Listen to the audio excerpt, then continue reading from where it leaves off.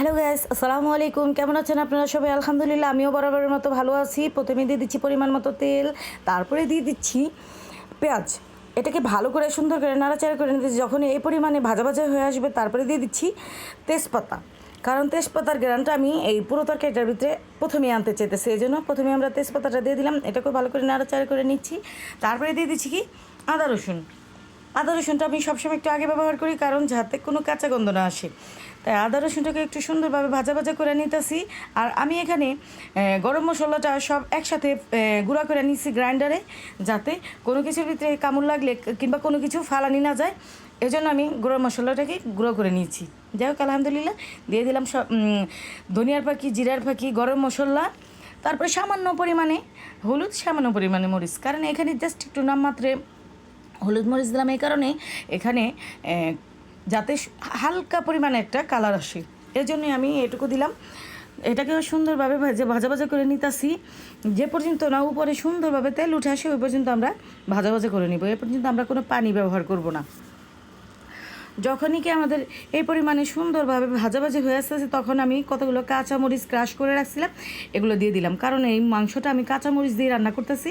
কাঁচামরিচের প্রচুর পরিমাণে ঝাল হবে, কিন্তু কাঁচামরিচের ঝাল হবে, এখানে কোনো কালারফুল ঝাল হবে না। যাই হোক, কাঁচামরিচগুলোকে সুন্দরভাবে আমি নাড়াচাড়া করে একেবারে ভাজা ভাজা করে নিতেছি। আর এভাবে গরুর মাংসটা আপনি রান্না করে খেয়ে দেখবেন, এত মজা হবে যে বলার বাহিরে। রান্না করে না খাইলে বোঝা যাবে না যে আসলে এটার রান্নার মজাটা এতটাই টেস্টি হয়।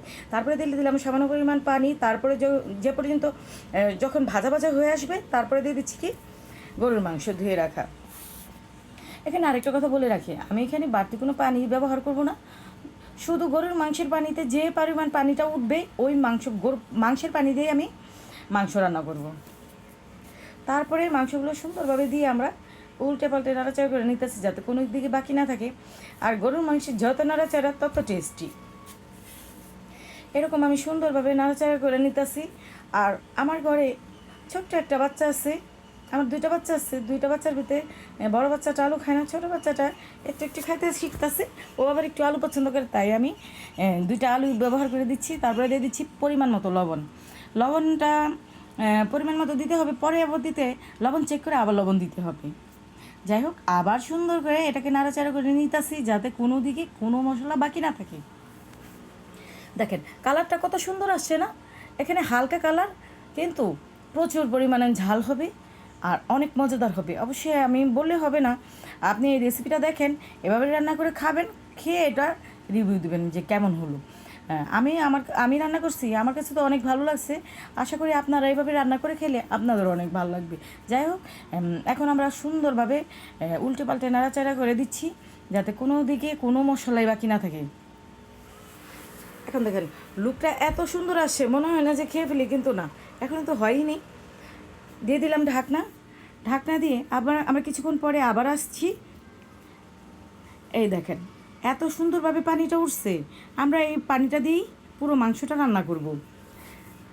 এত সুন্দর একটা ফ্লেভার বের হয়েছে, কাঁচামরিচের ফ্লেভার, তারপর মশলাগুলোর ফ্লেভার।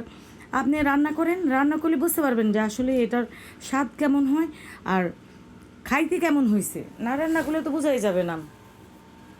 তারপরে এরকম যখন হয়ে আসবে, তারপর আরেকটু নাড়াচাড়া করার পরে দেখেন দেখতে কিন্তু অনেক সুন্দর লাগতেছে। আমার কিন্তু ঢাকনা দিতে ইচ্ছা করতেছে না, কিন্তু কি করব, ঢাকনা না দিলে তো রান্না হতে দেরি হবে, আবার খাইতেও দেরি হবে। তাই আবার ঢাকনা দিয়ে দিচ্ছি।